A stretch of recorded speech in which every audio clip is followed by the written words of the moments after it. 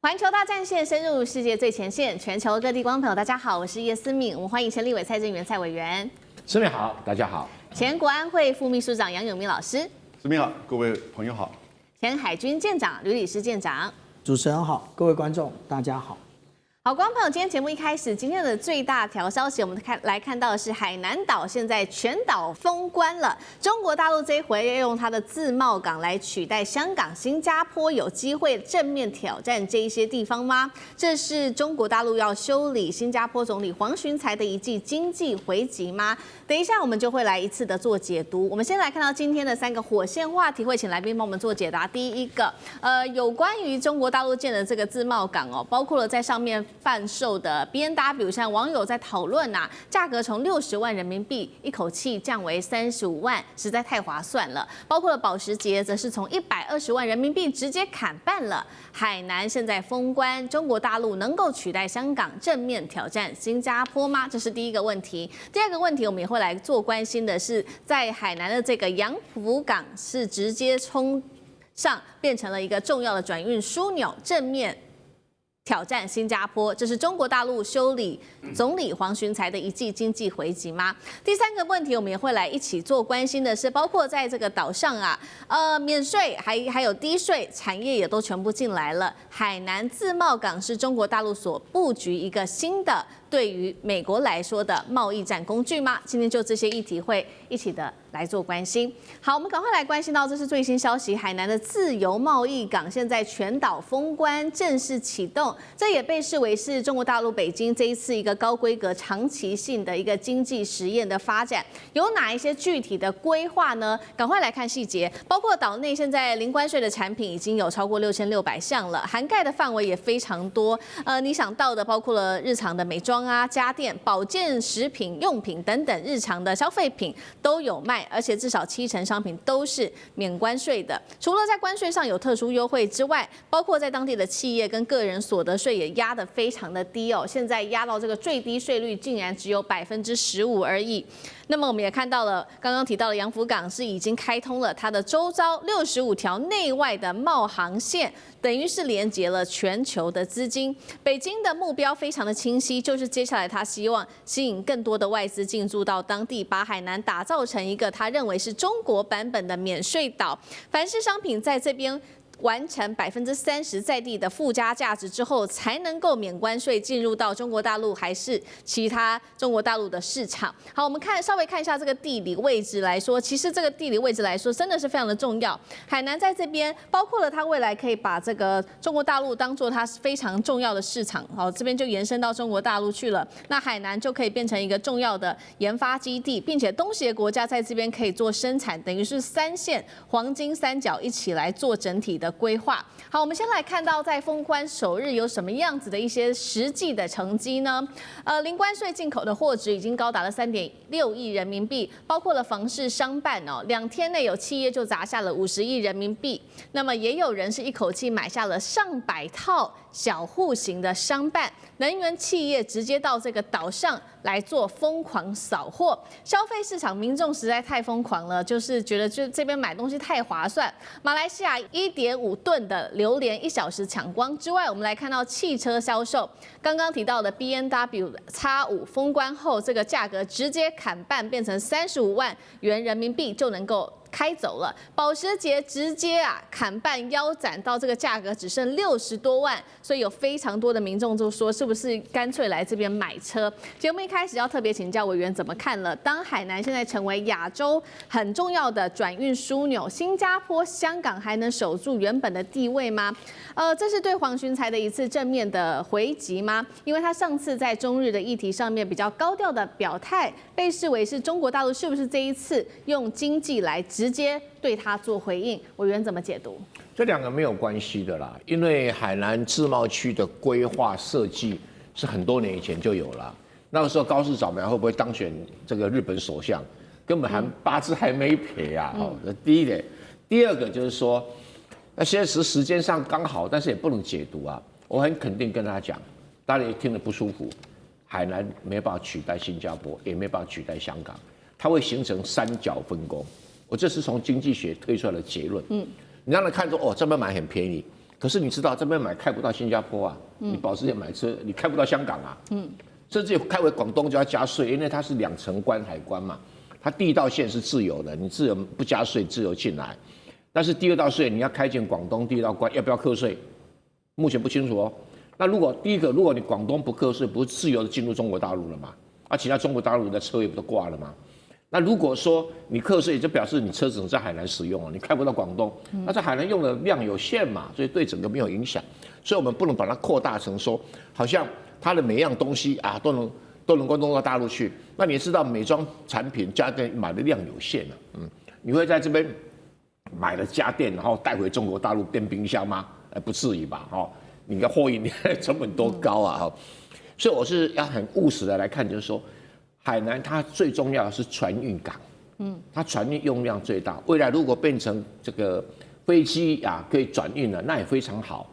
可是它作为一个飞机的枢纽的条件，不如它的航运，它飞机的枢纽航运也不如香港，也不如新加坡的条件上比较有限但作为一个港口的光一个靠港它这个收了钱，最大厉害就是说它的价格竞争优势，我就是比你香港便宜。我就是比你新加坡便宜，你拿我没办法。为什么？我土地便宜啊，我人工便宜啊，然后这个我地点适中啊，所以有这种港口的一个优势。那当然，他想要因此的吸引了很多的外资啊，增加外资的投资项目，这是好的，也会有很多的成功的地方。因为很多企业啊，在新加坡、香港这样成本高的不得了啊。不要讲别人，光那个高管租个房子，那就贵得不得了。那在海南可以租一大片的房子啊，所以它是对有一些特定的产业，尤其是跟中国大陆有关系的产业，所谓加工30%以上就会运到中国大陆去。这个东西啊是有很大吸引力的，所以它是一种加工出口区，它是一种船运的转运中心，货物可以运到海南再转出去。那因为在新加坡、香港都比较贵，那我当然是在这里嘛，所以它有这么一个优势。那再来就是说，香港为什么没办法被它取代啊？当然有人讲说，未来海南会有很多金融活动，我同意，因为你有船来，你就会保险业来，你保险业来就会银行来，这是对，但规模不会大。为什么规模不会大？因为海南它的规划里面还是以人民币为主，它没有办法资金自由进出。没办法资金自由进出，你就不可能形成什么一个金融中心。在香港是可以资金自由进出，新加坡可以资金自由进出，资本账完全开放。但是目前来看，这个海南还做不到。第三个更关键的，国际商务有一个很大的特点，就是用普通法系在做国际商务，是比大陆法系成本低有效。如果你真的有重大投资案、重大的商务船运啊等等。因为船是跨国的，所以它任何的纠纷在普通法系。那香港是普通法系，新加坡是普通法系，然后对于这个海南还是这个大陆法系。除非大陆说为了这个事情派到海南都是很熟悉商务的大陆法系，但大部分大陆法系的法官不太搞清楚这个商务是什么运作。那培养过程注定他不懂，这不是怪任何人。但是商务法系在普通法系训练出来的法官一定非常的熟所以光这个法系制度来讲，香港就远远超过了海南所以它有优点有缺点，但是我相信未来会形成三角分工。是我干嘛停在香港那么贵的船我跑到海南对，然后你香港银行跑来给我服务就这么简单那如果设东亚的总部，不可能设在海南岛去，我宁可设在香港或者设在新加坡。为什么？因为作为一个营运总部，它不可能孤零零存在的，它有很多配套措施。以目前看，海南还不具备这样的一个条件，所以形成三角分工是最可能出现的情形。好，所以我们现在也看到它的目前为止最大的优势，就是在整体的亚洲的船的运港，在这边会形成一个很重要的一个枢纽。那另外一方面，刚刚提到说它还有其他优势，零关税15%等等的所得税，在企业跟产业上面会接下来造成全球有什么样子的影响吗？杨老师又怎么看？我们以前在推自由贸易协定，这是国跟国之间、经济体跟经济体之间，但是个别的国家跟经济体它可以把它自己某一个港区划为叫做自由贸易港区，我们把它叫做境内关外境内关外，也就是在境内，但是呢，这个海关之外那也就是吸引一些外国投资在这边设厂，然后直接转运。那可是呢，通常大概所设厂做的东西、加工的东西，不能够直接进入到关内啊。海南现在就是基本上整个放大版，基本上它是叫做一线开放、二线管住，然后呢，这个岛内自由。一线开放就是它对外国的这个开放啊，那管住二线管住呢，就是海南岛跟大陆之间这个把它管住，还是留有这个关税，然后在岛内是整个开放自由的。那现在海南岛多少人口？1000万人口，那这个人口会增加，一定会增加，因为会有来自于中国大陆，甚至来自于国际，甚至来自于东南亚的厂会在这里设厂。那设厂的话，它一方面是有一点像是这个大陆这边在这里加工之后的出口，你当然很多的关税就会减少。同时，在东南亚这边过去的转运中心也可能会以这边往这边靠拢。那另外一个特殊的是，我查到它其实在岛内加工的东西可以卖到大陆去，事实上关税比较低，但要一定比例的这个加工跟一些禁运的商品除外。所以某种程度这里一定会吸引到更多的就是工资。现在在这边的海南岛工资平均薪资大概是每个月1万人民币。所以你可以想象，将来吸引到的更多的工人或者是白领阶层的人会在这边投入。那我是觉得，现在他自己的统计的数字，世界500大的这些企业已经有48家在这里设亚太的，就是总部了。所以它将来会吸引到相当多的这些投资。然后呢，加工，然后呢，人才。那当然相伴随的一定会有一些数位经济、物流、金融。那怎么去跟香港、新加坡去做配合？这当然一定会调整出他们自己适合的方式。不过你不要忘记，它这么大的一个岛，那人口1000万，而且持续会增加中。目前的三亚跟海口都是相当繁荣的一个都市，所以这么大的规模的一个就是海南岛的，就是等于是这个自由贸易的协定的地方哈。那我觉得其实将来的冲击应该会产生的。好，那接下来我们也关心到说，在这么多的一个计划之下，是不是这个也被视为是北京之后对抗美国的一个新的贸易战工具？尤其是在现在地缘政治非常的紧绷之下。刚刚其实委员也帮我们特别提到有关于这个黄金三角模式，其实它的模式就是说，在海南这边他们的目标想法，希望在海南这边作为总部，当做是这个研发中心啊、财务结算、品牌营运等等。然后呢，在这些比较工资低廉的东南亚这边做生产，最后把中国大陆当作是他们最后的销售重要的市场，来做一个所谓的黄金三角模式。那学者刘德海做了一个分析，他说大陆的目标其实很清晰，就是短期剑指美国，长期要对台统战。那也有专家认为说，这一次北京要打造的是一个中国式的自贸港，是跟香港完全不一样的。针对这一些言论，吕县长怎么看？这个是自贸港是经济开放，还是未来对抗美国的新的贸易战工具？当然，短期间之内我们看到的也就是经济开放的部分。可是长期来看，那当然也就会对于美国，甚至对于台湾有一定的影响啊。那我手上的这张图呢，其实就是我们看到的，就是有关于海南岛它未来的开发的走向。但是我们从这张图上面，其实重点在左上角，左上角它是2021年它就已经完成筹划了。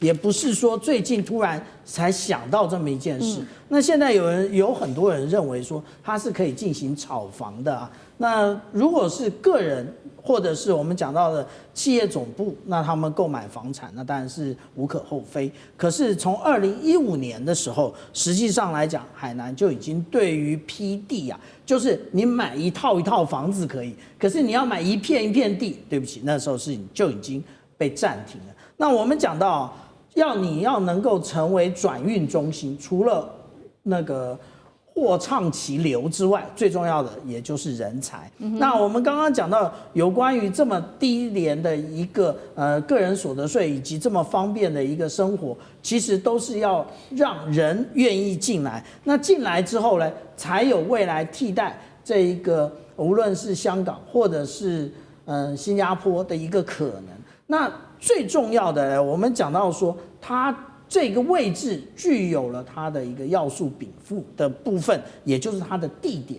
它的地点呢，其实可以转运东北亚，然后而且呢是从东南亚吸收了这个大量的一个半成品之后，在这里进行加工，或者是在进入大陆之后，然后再进行加工之后到美国，这个部分就牵涉到美国了。为什么？因为东南亚非常多的国家，它的关税其实是高于中国大陆的。那如果说它进入了这个海南岛，或者然后再由海南岛也就是对口了广州的南沙港区的话，那其实这一个也就是直接进入了珠三角的这个部分。那除了拉动整个一个海南岛之外，也拉动了珠三角的整个的一个未来营运。中国大陆并不是没有自贸港的哦，也就是我们看到青岛、天津、上海以及深圳，其实都是。那他为什么要这样做？也就是把全岛变成一个自贸区，也就是作为未来大台湾的一个示范，也就是今天的海南岛就是明天的台湾。那在经济方面的话，如果海南岛可以成功，台湾也可以成功。好，谢谢吕县长。那我们休息一下，马上回来。地缘政治、美中之争、战略价值、强权崛起、小国生存，现在与未来洞悉事件走向，掌握世界脉动，全球观点尽在环球大战线。好，接下来我们要关心是日本不演了吗？就是要永和。现在美国是不是要放生日本了？俄朝这个时候也痛批日本，北京则是怒斥他军国走邪路去了。今天就这些议题一起来做关心，赶快来看到今天3个火线话题，请来宾帮我们做解答。首先第一个，首相的官邸体系内部啊，日本竟然是抛出了说，日本应该要永和。大家在看说，你这个是不小心的失言呢，还是你在刻意趁这个时候试试水温来测一下核红线呢？第二个问题是我们持续看到是日本一方面高喊说非核3原则，但另外一方面仍然是不愿意撤回高市的言论，并且他持续的对外松绑武器的出口，包括针对乌克兰，他提出要持续的松绑武器。所以现在有在看说日本现在是不是要走上这样的路线，也就是说先军售再军事，最后核武的一个危险的军事布局呢？好，第二点，这是我们要来做回答的。第三个是，到现在美国都没有出面力挺日本，国务卿甚至公开承认中国是强大的国家，希望能够跟中国大陆有更多的合作。难道这个时候美国是要放生日本了吗？今天就这些议题，我们会一起的来做关心。好，这一句话非常的严重，因为它是来自于日本首相官邸体系内部的一名匿名官员，他直接这样说，他说日本应该要拥有核武。这话一出不得了了，引发了国际很激烈的反应。尤其现在目前在世界上，日本是唯一被原子弹炸过，而且它长期都是高举无核3原则，甚至扮演反核这种道德高标准的国家，如今怎么会是官方层级开始测风向，大胆的谈了永和这样子的一个议题呢？刚刚提到的国际社会其实有高度的谴责，包括了哪一些国家？首先3个，我们来看到北韩，他说怒斥啊，这是战犯国核野心的一个复活。再来看俄罗斯，同样是公开反对的。最后中国大陆的外交部啊，更是直接说了，日本右翼这个保守势力复活的军国主义，加强再军事化，并且他持续的警告，根本就是重走过去的军国主义，是邪路，也是一条死路。来看到日本官方连自己人这一回也都不挺了，官方的包括了他的这个官房长出面降温，他说日本政府我们还是会持续坚守的啦，非核3原则。其他的官员也说了，日本前防卫大臣也批评了，你不应该要轻率的发言吧。不过呢，我们来看到的是，包括了前首相石破茂也罕见的喊话，拥有核武对日本来说绝对不是一件有利的事情。但是不管怎么说，日本的官邸高层还是抛出了永和这样的一个说法。到底为什么在这时候说这样的话？是来测试水温吗？委员怎么看？如果真的要永和，日本在技术上要多久才有可能发生？6个月，这么快速？是的，我解释给大家听哈。当年2015年吧，那个这个福岛核电厂发生灾变的时候，我特别的申请用台湾电力公司顾问的名义，跟着台电的工程师一起进入灾区的核心爆炸地点，去了解。那同时我要求到传言中的6所核能循环基地去参观，他们可能以为这个我是一个念经济学的专家，所以对我讲得很详细，他想那我听不懂，也没有想到我是念机械工程底子，能够不念核能吗？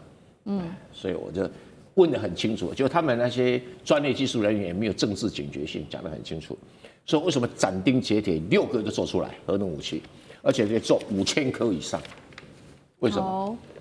因为德国做不到，韩国做不到，台湾做不到，但是他做得到，因为他过去几十年里面来，所有的核能的这些电厂那么多，产生的燃料棒那么多，这个燃料棒它用所谓再循环，因为那个燃料棒燃烧只有表面上那1-2公分用得到，里面用不到，所以它可以从这个刮下来的核燃料里面去提炼布，那刚开始他自己没有技术提炼，美国就是那你跟法国合作，他送到法国、英国去提炼送回来，那个叫做混合燃料，那属于布用的混合燃料就已经出现了，那可以叫做 MOX， 可以在这用一次。可是问题在中间产生了布呢，它现在已经累积几十年来有50吨，有50吨的布。那这50吨的布做个5000颗核子弹是很正常的，很正常，一颗大概可以有10万吨的当量的这种级数的核弹。那我们要面对问题说，那它不是管制很严吗？是的，德国做不到，因为德国没有核能发电厂，所以德国拿不到核燃料。那再来台湾呢是严格禁止，结果韩国呢既没有核能力循环，也没有核燃料加上美国压着。那你说日本为什么美国没压着？日本是对美国没有压着，因为美国对日本是高度容许，像台湾绝对不准，像韩国是也不准，像德国也是不准，就对日本允许它有核循环的能力，也就是它会保有核武器的材料，这个能够其他国家是不一样的地方，所以技术上就是6个月6个月就做得出来了。那现在剩下法律问题跟政治问题。先讲政治问题。政治问题，日本国内有反核的力量然后这个其他国家，包括俄罗斯，包括中国，也都反核力量。但是以日本这个右派势力成长的速度，我斩钉截铁，这些政治力量很快会被消除。再来法律上，等它政治的问题解决了，法律上就不是问题了，因为美国也把日本当作叫做我们术语上叫 threshold state， 就是说 threshold nuclear state， 就是一种门槛上面的核武器的国家，他用这个模糊化来弄俄罗斯跟中国大陆。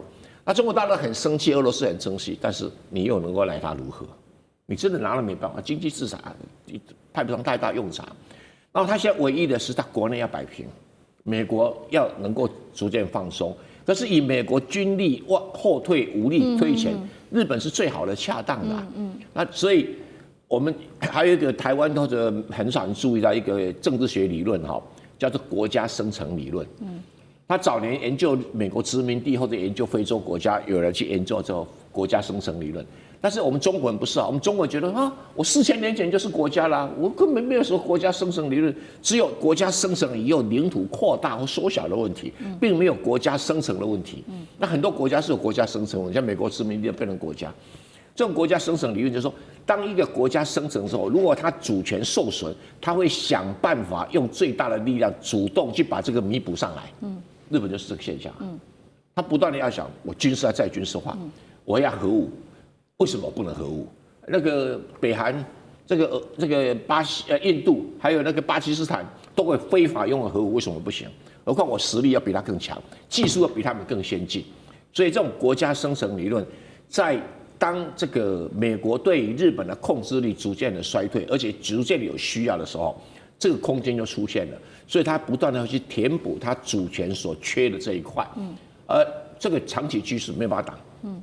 好，所以我们看到日本现在确实是有能力很快可以造出核武，当然现在眼前的问题，如委员所说的，就是剩下政治。那政治上确实现在右翼有持续的抬头，包括小泉进次郎，他最新还是直接说了高市言论我们是没有必要撤回的。另外他还更硬的说了，同步在国会的部分解除武器出口限制，拿乌克兰当例子，未来对外军援军售铺路我们会持续的做加强。如果以这样子的一个角度来看，拥有核武接下来会对于东北亚产生多大的风险？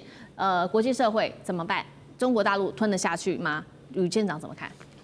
我们来看啊，其实刚刚蔡正元老师先跟我们解释了什么是国家生成理论，这是在日本内部的。可是外部的是什么？外部的问题其实是离岸平衡的问题，也就是离岸平衡，简单的来讲就是代理人，他其实就是美国的代理人。那这个问题呢，2017年的时候，他的陆上的幕僚长退休之后，到美国去做了一场论坛的研讨的时候，他就提出说，2017年他就已经讲说，美国要如果在第一岛链内发生战争的时候，要日本成为唯一的一个领头国家，然后美国退到第二岛链去。那我们来看这件事情是如何慢慢形成的。我们看到啊，这是2017年的时候他们所提出来的一个群岛防御。那在这个群岛防御里面，我们还看得到美国的角色，也就是他如果第一岛链发生任何的战争的时候，除了日本自己之外，美国他要派遣航空母舰，以及我们看到的这个战略轰炸机 B2， 它都要前往。可是当我们来看到2023年的时候，它就已经进行了改变。到2023年，当我们看到同样的一个智库，它这一个智库在提出这个问题的时候，它已经看不到美国的一个相关的一个支援，也就是日本要独立撑住。我们现在看到的西南诸岛的各种的无论是防空飞弹，或者是这个反舰飞弹，甚至电子攻击或者是电子防御的设备，为什么进驻这里？真正的原因在此。可是我们看到日本是如何的慢慢强大的。我们看到说这个是有关于鸟海号，它在今年的9月26号，它已经前往美国要加装战斧巡弋飞弹，仅此而已吗？不是。那我们可以看到更多的，也就是当我们看到说这个是标准3型的飞弹，可是标准3型的飞弹，我们要注意到这下面有日本的国旗，意思是什么？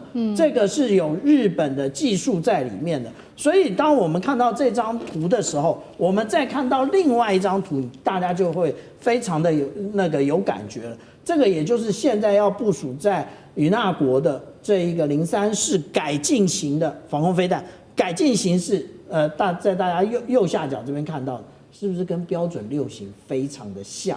也就是他要把当初他在标准3型所得到的一些专利转用在他的03式上面。那除此之外呢，大家现在比较强调的，也就是有关于它的这一个滑空型，那我们一般讲的也就是乘波体的这个飞弹，但是这个飞弹现在其实已经进入了试射了。那它未来会不会部署在这一个有关于我们看到的大型的神盾舰？这个大型的神盾舰跟我们看到的金刚级不一样，它是超过1万吨的。那这一个真正的原因呢，是因为当年他们想要部署的陆基神盾，那陆基神盾当初他想部署在2个位置，一个也就是秋田，一个就是山口。他想部署这2个位置，大家看得非常清楚，也就是对于俄罗斯、对于中国、对于北韩，它可以进行全方位的一个防御。可是当当地人民的反对的时候，他现在变成要做陆上也就是神盾舰的部分了。那当我们大家都认为那这一个是日本的一个单方面的作为的时候，其实不是。美国一直想做的，也就是因为美国自己没钱了，所以他就透过这个集体威慑，呢，他联络了日本、澳大利亚以及我们现在常常看到的东亚的国家，包含了韩国。其实他想要利用这种方式来遏制中国大陆。不过，其实这都是徒劳无功的。为什么？因为除了核武器这个相互报复之外，其他的各形式的飞弹，其实中国都遥遥领先。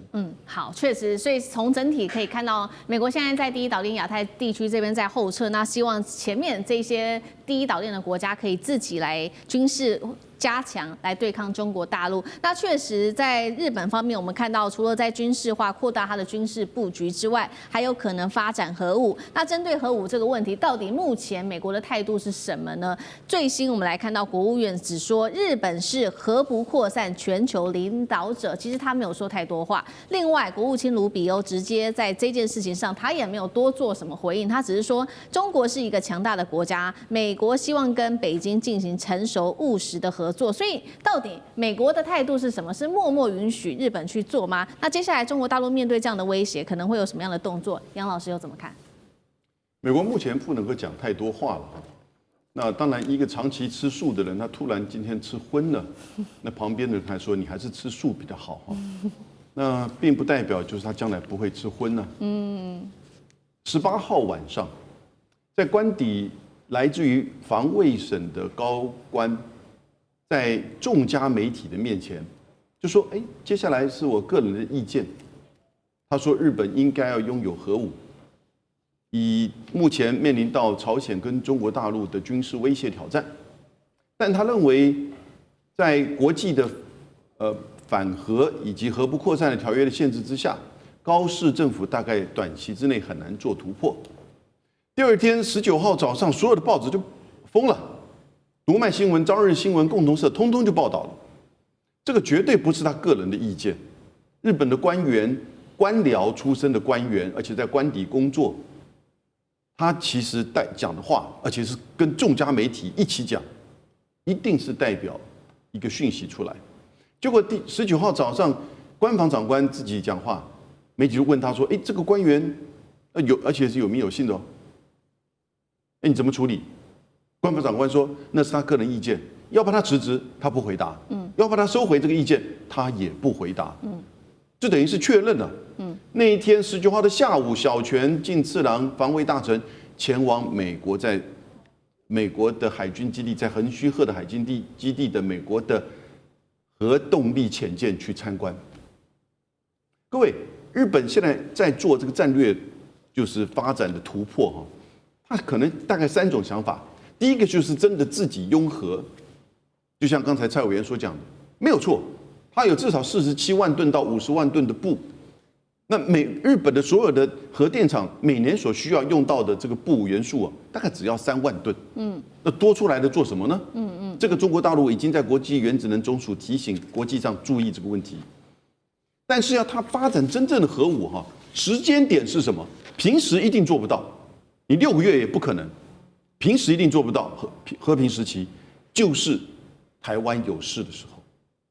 所以你现在回来发现到高市讲的台湾有事、日本有事、日本派兵都是假议题，他就等于是预备台湾有事，台海发生战争的时候，他会在最短的时间之内要决定要不要自己制造核武器。但你要知道，核武器、核弹头，你还有载具，那个要1000到3000公里的中程弹道飞弹，日本现在还没有，但他有这个技术，绝对有。他第二层要做的是，如果不是自己有，那就是让美国放在日本，中程弹道飞弹跟核弹头，但这个也是一个很大的问题，你把日本变成古巴了。第3个就是他现在想要做的，小泉进次郎想要去做的，就是至少我们要把非核3原则当中的不引进给修改一下，那个要改2015年的安保3法，因为他把它法律化了，也就是拥有核潜舰。那拥有核潜舰并不是核武器啊。核子动力的武器，它没有核子核主的这个效用。可是呢，那是第一步，那也许就是第一步，进一步去扩散然后呢，拥有美国移植来的就是核武器部署的核武器，或者是自己将来发展，这都很难讲。不过这整个过程日本会面临一个天翻地覆的内部的选择，以及国际上还有邻国，从朝鲜、俄罗斯到中国大陆，天翻地覆对它的制裁跟指责。大多数支持和平主义的日本人会支持这个方向吗？右翼冲撞还是有它的局限的，我认为啦。好，谢谢杨老师。那我们休息一下，马上回来。地缘政治、美中之争、战略价值、强权崛起、小国生存，现在与未来洞悉事件走向，掌握世界脉动，全球观点尽在环球大战线。好，接下来科技中美之间的科技战，我们赶快来关心，这个是一个最新的突破性的消息，摩尔县城华山出鞘哦。我们今天会来关心它的黑科技，这一个叫做花岗的 GPU 加持之后可以对标的是辉达的 Blackwell， 可以斩断辉达的 Q 打护城河吗？今天一起的来做关心。摩尔县城在这几天发表了这个开发者大会，丢出一个震撼弹，大家在看到它上面这个发表会上面，除了有产品之外，另外就是一份对准辉达，也就是美国科技霸权的这一份公开战帖。战帖是什么呢？赶快来看到，才完成了 IPO 之后，摩尔县城才隔几周的震撼弹。赶快来看到，它是以亮出了超过500项的授权专利，打造出一个全新的 GPU 架构，这个叫做花岗。好，这个黑科技今天带观众朋友稍微来了解一下它是什么。有什么样技术上的提升呢？包括在运算的密度上面大幅提升了50%，能源效率则是最高可以达到10倍。重点是它也可以一次撑起超过10万张显示卡的 AI 算力重集，是为了这个 AI 训练啊，还有它这种推论的一个国家级的一个设计。摩尔县城还一次推出了3款重量级的新产品，总共是3张牌。第一张牌就是华山，这个呢是说是对标了 Blackwell 之外，它这边主打的就是 AI 的讯推一体超智融合记忆体。存取容量更是超过了 Blackwell。第二个，它的第2张牌就是庐山，它的游戏卡的性能大幅提升了15倍。最后第3张牌是它推出的长江，整合了 CPU 加上 GPU。那刚刚讲的都是在这个硬体的部分，软体的部分也要带观众朋友来看到这个 Musa 它同步的升级，它被视为是未来是可以取代辉达 Q 打的一个重要方案。如果它全面自主化的话，等于 AI 领域是可以取代辉达的。那么，所以节目一开始要请教委员怎么看摩尔县城刚刚讲的亮出的2个新黑科技，一个是花岗，一个是华山，厉害的地方真的能够挑战 Blackwell 吗？还有辉达重返中国大陆之路，有可能就这样被封死吗？委员怎么看？中国大陆在发展这个 AI 的晶片啊，可以说是日新月异啊，发展非常的迅速。而前段时间刚上市的木犀啊，它是拥有的是中国大陆第一款通用 GPU， 其他的都不是通用 GPU， 包括华为做的也是 ASIC 的 MPU， 通用的 MPU 这样子而已。然后对于这个辉达，因为它用这种通用的 GPU 啦，独霸全世界。现在摩尔县城站出来挑战它，是木犀以外的第2个。而它用所谓的花岗架构，其实就是 GPU 设计的架构，它取了很好听的浪漫的名字叫花岗。其实跟岗没有关，跟花没有关啊，这就是单纯的一个新的设计架构。这个架构有什么特色呢？它在克服一个很大的难题，就是中国大陆因为没有台积电帮它加工。所以，即使中芯国际在做的时候，它硬件的技术老是有天花板，就是卡住啊，耗能特别高，然后速度特别慢。所以他这样说，我硬件到不了那个水准，我就在软件上面的架构更改我的设计，那我就可以形成所谓10万卡大规模的这个集群运算，10万卡，我10万张摆在一起的效能，跟你一张跟你比输你，我10万张比起来跟你差不多。未来50万张、100万张，那考不好就可以超过你哈。所以它是一种改变架构来这个弥补那个硬体不足的一个很重要的策略。所以它把它取名叫花岗。根据这个花岗设计的架构，它产生出来2款晶片，一个叫华山晶片，一个叫庐山晶片，现在可能是阿里山晶片哦。这个华山晶片是纯粹做这个大语言模型的训练跟推理的。我们上次讲过训练跟推理有什么不同？那现在因为他知道它的训练跟推理的在图形渲染上还是有它晶片技术上的缺点，因为对辉达来讲，它是一款晶片打遍天下，你图形 OK， 推理训练都 OK， 所以它单独的弄出一种图形的渲染的计算的，叫做庐山，叫庐山。所以2张卡摆在计算，然后它从 Blackwell 得到这个概念。那我把 CPU， 因为每一个都要 CPU， 它只是 GPU 为主，要把 CPU 把它绑进去，所以就出现的 System on Chip， 我们叫 SoC。那 SoC 应该中芯国际做得出来了哈，或者长江存储应该有可能做得出来啊。那以这一款来做的话，它现在正式推出来。那现在面对的挑战是什么？如何建立生态系统？什么叫生态系统呢？这个各种终端设备都能够跟我连线。那各种 APP 或各种其他程式会架构在我这个晶片上面，对啊，看有多简单讲，多少一起来用，我就有多大的市场，然后越用就越纯熟，越多人就越熟悉我的花岗架构啦，啊，或者我的 Musa 这个软体系统 ，Musa 就是它的操作系统，它跟 CUDA 一样都是操作系统。那如果我用的人多，我规模扩大了以后，我就会占有一席之地。啊，那现在全世界当然是以辉达的 CUDA 做标准，那这个摩尔线程很有志向，武功练成啊，下山一拼，我觉得很好，应该大家都给他鼓励。但能不能完全取代这个辉达，我觉得还是有难题啊。第一个难题就是说，它在中国大陆里面哈，要先经过内卷，有那个华为啦，有木犀啦，有这个摩尔线程，未来搞不好还有必润啊、穗源啊。他们怎么都取了一点像《封神榜》的名字，很有意思，很有意思哈。然后这些东西如果形成一个很大的生态链的话，它能不能在中国大陆内卷脱颖而出？那脱颖而出能不能走到国际上去跟辉达竞争？那在中国大陆市场上面，当你还没有办法成为一个世界级的竞争的对手，比如说我现在是亚洲奥运，我现在去跑这个奥运，对不对哈？世界奥运，那如果到那个程度的话，他就取得了跟辉达全面竞争的一个门票。那如果打赢辉达，他就变成一个世界级的股票大王。好，确实哦。那所以 Musa 目前为止是要先在国内做一个竞争，接下来才可以看能不能跟辉达再做一个竞争，就是 CUDA。因为现在辉达其实最担心的确实就是 CUDA 被取代。那我们看到 Musa 它在升级的同时，它是可以透过程式码直接转回 Musa 的格式的。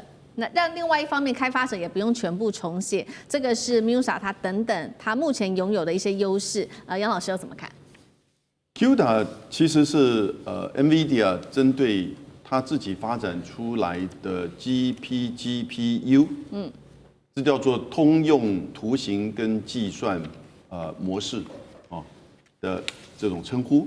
它是作为平行计算平台跟程式设计模型，然后让开发者能够用 NVIDIA 自己的 GPU 来达成这些通用计算跟图形的功能。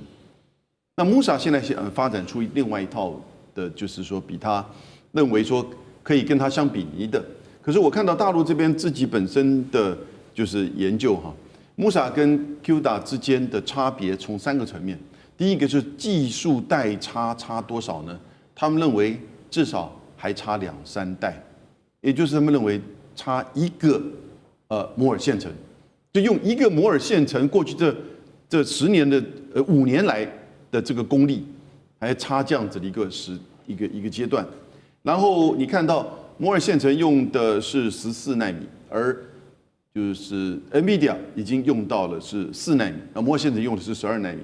那在生态建设上面呢，整个生态环境就所有的这些相关应用的层面，它差2个摩尔线程。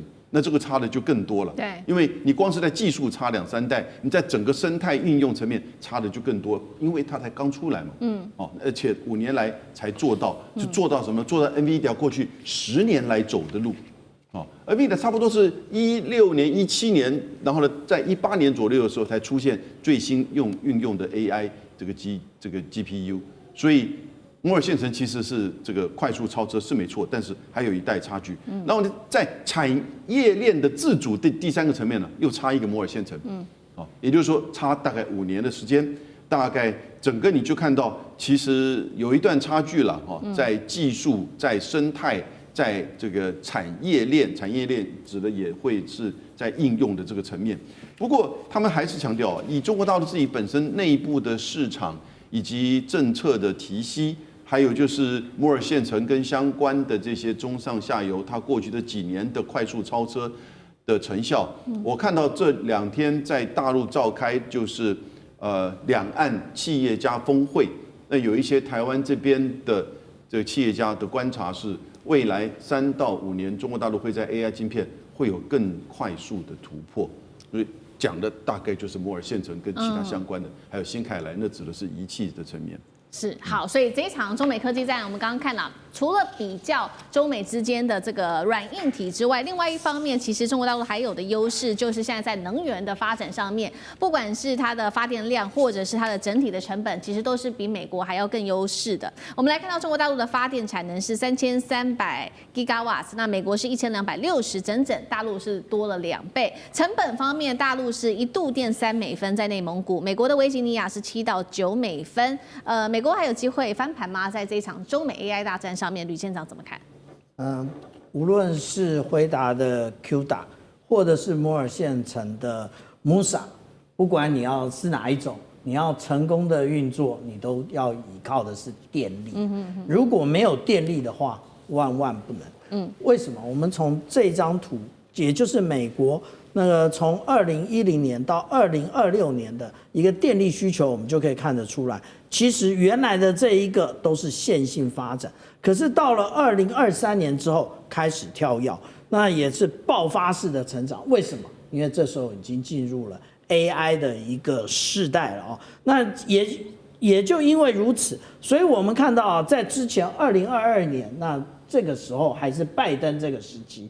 拜登强调的是什么？他使用的是洁净能源，也就是再生能源来填补这个需求。可是我们现在看到的川普，他是这样吗？他完全不是，他认为这样太慢了，所以他完全不信任这些洁净能源，他要的就是核动力。那也就是我们现在看到的，大家认为美国要盖非常多的大型的核电厂，反而不是，他推出了非常多的小的这个核子反应炉的这一种设备，这种设备配合的是什么？配合的也就是它的资料运算中心，需要电力的时候，你就装一个核反应炉。那这个核反应炉是不是安全？那我们先放在一边。但是最重要的是什么？我们看中国大陆的发展，中国大陆的发展一直都是东数西算，也就是它在东部，也就是沿海这边，它形成数据，然后它交到把这些透过快速的光纤交到西部去运算。为什么？因为西部才是真正产出电力的部分。我们可以看到有关于风力的部分是在内蒙所形成的。我们看到冬天不是东北季风南下，内蒙就是第一站。那另外有关于光电的部分，内蒙跟新疆都是。那有关于水力发电的部分，我们看到的也就是在西藏以及云南。所以我们现在大家看到的这些全部都是洁净能源哦。中国大陆也因为如此，所以它的电力来讲是便宜的多，比美国便宜的多，而且它还在尽量的开发，也就是它未来的有关于无论是数据的收集以及运算部分，绝对比美国更具有竞争力。好，谢谢吕县长。那我们休息一下，马上回来。地缘政治、美中之争、战略价值、强权崛起、小国生存。现在与未来，洞悉事件走向，掌握世界脉动，全球观点尽在环球大战线。接下来我们要来看到的是以伊，难道又要开战了吗？这回以色列联手川普，会不会以色列先来做开火呢？中国大陆帮助伊朗，则是另外一方面传出年产能达到了3000枚的飞弹，让以色列非常的紧张，担心自己的铁穹末日来临了吗？今天就这些议题会一起的来做关心。这是来自于美国媒体特别做的最新披露，他们说了，以色列总理纳坦雅胡正在准备，接下来要跟川普讨论了是否再度度的对伊朗来开火。原因是什么呢？就是因为以色列掌握到的情资说，伊朗的弹道飞弹年产量啊，可能一口气攀升到3000枚左右。这一回可以说是吓坏了以色列。之所以这么紧张，就是因为大家还记得吗？在节目上我们聊过，在今年的6月份的时候，当时不是发生了这一场以12日战争吗？被称为是矛与盾的对决。伊朗当时发动了这一场饱和的攻击，出动它的包括了飞弹跟无人机，打爆了以色列的铁穹。现在以色列担心了，如果它真的能够做到年产能达到3000枚的这个弹道飞弹的话，是否就像是悬在头上的达摩克利斯之剑，铁穹可能再度的被打爆？所以以色列这一回他就想说，那干脆我先动手吧。节目一开始要特别请教委员怎么看了？以色列他说的，伊朗可以年产量3000枚的飞弹是真实军情，还是一种可以对他做这种军事动作扑火的政治借口呢？如果他真的是如媒体报道可以达到3000枚的话，产量，那是否以色列还守得住吗？委员怎么看？上次以色列跟伊朗不是发生一个武力冲突，然后伊朗啊发射多少导弹攻击以色列？591枚。就如果他现在有3000枚，对，你说以色列一定是坐立难安。对，那对这2个国家的矛盾哦，实在是很值得探讨。怎么说呢？在巴勒维王朝时代，就是在1970几年，这个伊朗发生伊斯兰革命的之前，中东地区2个最好的国家就是以色列跟伊朗。尽管以色列打了什么6次中东战争啦，伊朗都没有参加，而且伊朗还支持以色列，他们好得不得了，哎，那什么时候翻脸成仇了？是伊斯兰革命。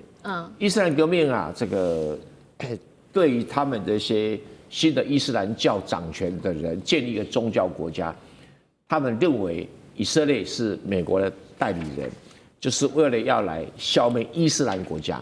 那在以前，伊朗的人认知是，我是伊朗人，我不是阿拉伯人。阿拉伯人他跟以色列怎么打跟我无关，而且他们还认为我们是伊斯兰人哦，跟伊斯兰教哦，跟以色列犹太教我们同源，所以啊，有这么一个认知，它基本上平和。自从革命以后就不一样，那伊朗就支持了很多的阿拉伯人起来对抗以色列，那这个跟以色列仇就越结越大。那有一段时间，伊朗企图发展核子武器，所以搞了核电厂，以色列要去炸他的核电厂，那仇恨越结就越深，越结越深。可是，在巴勒维时代巴勒维伊朗的军队国防军是以色列帮忙训练出来的。所以现在啊，伊朗的伊斯兰政权对伊朗的国防军是很不放心的。他现在的导弹全部是革命卫队在控制的，跟伊朗国防军是没有关系的。包括无人机，包括导弹都是。但偏偏这个革命卫队又是全世界最大的贪腐集团。然后所以形成一种很特殊的经济啊、政治啊、武力啊的一个软体。现在他号称有3000枚，有没有那么多我不晓得。那但是它恢复到500枚以上没有问题啊，没有。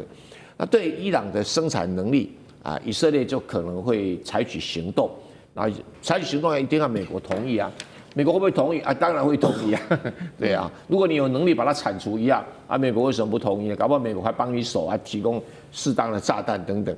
所以这个伊朗跟以色列的这个以伊战争这个是随时可能发生的。它就像一个永远治不好的香港脚，就偶尔打一下，偶尔抓一下，偶尔抓一下。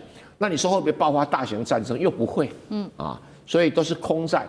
那所以以色列要准备被伊朗的导弹揍一顿啊，伊朗也要准备被以色列的空军揍一顿。因为空军携带的炸弹毕竟是比你导弹还要厉害。为什么？因为它爆炸量比较大。那你的导弹呢，因为打太远了，所以你的爆炸量是有限的所以你要靠很多导弹才有办法达到那个效果。可是你没有防空能力，等到以色列的空军来载那个炸弹又便宜，随便他丢，对不对所以这个问题没有人能够解决而且中国、俄罗斯也帮不上伊朗的忙伊朗又内部又是一个很投机的，以前中国帮他忙还被他咬一口，什么事都发生过了，所以他只能是自力救济吧。好，以一战事现在看起来仍然是一触即发。那这当中除了这个以色列担心的部分，就是它飞弹的发展，他们还怀疑是不是背后有人在协助伊朗，那就是中国大陆。他们现在把矛头指向中国大陆。他说呢，这个中国大陆协助伊朗造这个飞弹之外，还有提供卖给他武器。第一个有2个证据，美国的媒体说的。第一个，美国说呢，他的11月份美军的特战小组当时在印度洋的时候，直接登上了一艘是中国大陆的船舶，扣押了军民两用的关键物资，所以他们就是要打死伊朗的军火重建。第二件事情是9月底的时候，美国国会爆料，中国多次的向伊朗运送它的飞弹推进剂关键原料，这个叫做高氯酸钠。好，这个是在飞弹上面协助伊朗。另一方面，他们也说呢，这个中国大陆还有卖跟这个伊朗呢协助他武器的部件，包括给他红旗9B 的防空系统，还有歼10C 跟歼20等的装备都有可能会给伊朗。那主要就是用石油来做交换。杨老师又怎么看？全世界现在只有美国在制裁伊朗啊，别的国家没有在制裁伊朗啊。因为伊朗自从在奥巴马时期跟西方，包含俄罗斯、中国大陆签署了核协定之后呢，其实所有的国家都解除对它的制裁了。后来川普一上来之后，又退出这个核协定，可是欧盟、中国都没有退出啊。那但是川普一的时候呢，就针对他们自己的国内法常备管辖，说华为的孟晚舟在香港的企业有跟伊朗做生意，中间有夹有美国技术的这些零组件卖给伊朗，也因此呢，就要求加拿大软禁他1000多天。这个是你美国在制裁伊朗，你美国去打伊朗的所谓的核设施，也没有明确的这个证据。然后美国的政府的情报单位自己显示，其实根本没什么效果。也就是说，伊朗的核计划现在虽然近期有受到 IAEA 就国际原子能总署的一些指控，可是并没有明确的证据指出它在发展核武器。它最多其实是在浓缩铀的层面，而且是在这过程当中很清楚嘛。那是因为跟以色列跟美国之间的这种战争，然后呢，飞弹整个过程当中，它的一种自保、一种战略。那但是很明确，它目前没有核武器，没有别的国家，也没有联合国下令制裁伊朗。为什么我们不能跟伊朗做生意？当然，你说军民两用的东西，这里面是要管制，但是它这个所谓的高氯酸钠，它是做火药，那但是也可以做飞弹。这些层面，你美国要去拦阻，依照你自己美国的法律，你就牵扯到就是你跟这些。比如说跟中国大陆在这个问题上就产生冲突，但中国大陆它也没有内部的法律可以去禁止中国大陆自己的民间企业去接伊朗的这个商业的订单呢。那只要通过它大陆出口的军民管制的这些措施，那都是合法的。所以美国自己常备管辖在做这个东西，然后呢拿这个东西来去指控别的国家，好像在帮助邪恶轴心。其实只有美国自己啊。在联合国通过一个决议，大会通过一个决议，153个国家支持，6个国家放弃，包含以色列。什么决议？要求要保护在加沙地区的联合国的救难人员。结果只有美国反对，是美国站在全世界在加沙问题上的另外一边呢，是美国在帮助以色列去轰炸伊朗。如果从这个角度，美国自己违反。就是联合国的宪章，用武力攻击别的国家耶，你没有办法证明他有核武。那现在别的国家跟他做正常的贸易关系，你来去阻止。所以这个东西我们在舆论上一定要很清楚的了解。美国当然可以说了，伊朗想要去发展核武，所以呢，别的国家你现在有点在帮助他你透过民间，那因此我要拦阻你，可以啊，你就这么做。但是呢，你就变成是跟别的国家站在对立面，因为到目前为止。没有证明他有发展核武，而且事实上他也没有核武。对。那别的国家到现在为止，包含联合国，也都说他没有。对。所以我觉得，美国真的是在自圆其说，他自己的常备管辖。确实哦，所以现在伊朗在美国跟以色列的这个威胁之下，它持续的加强它的空防，补齐它的战力。那刚刚提到了嘛，除了跟中国大陆买它的红旗9B 之外，另外2个还是在评估当中的，就是它的歼10C 跟歼20了。这一整套我们刚刚提到的3款武器，过去更是在这个印巴空战中击败过这个法国的标风战机。所以，如果伊朗真的能够完成这些武器相关的部署，当然也要看中国大陆愿不愿意买啦。那以色列还会有优势吗？吕舰长又怎么看？